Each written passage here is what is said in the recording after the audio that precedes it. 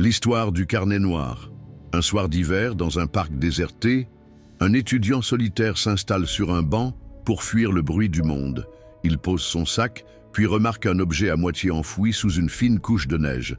C'est un carnet, noir, abîmé, reliure usée.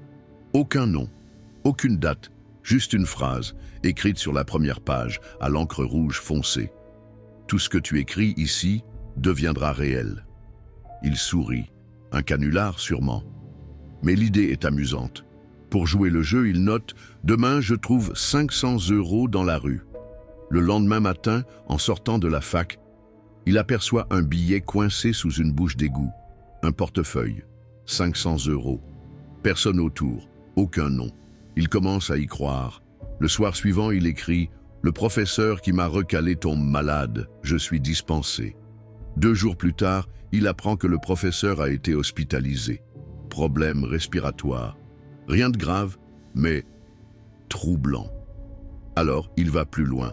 Julie même, elle me le dit demain soir.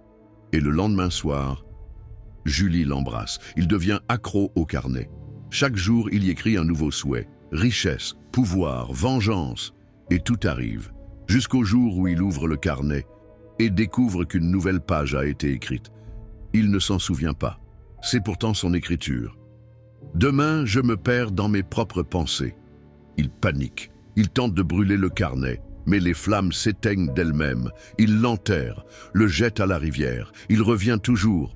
Chaque jour, une nouvelle phrase apparaît sans qu'il n'ait rien écrit. Tu t'éloignes. Tu oublieras ton nom. Tu ne seras plus qu'un souvenir. Et aujourd'hui, il a ouvert le carnet une dernière fois. Sur la dernière page, cette phrase l'attendait.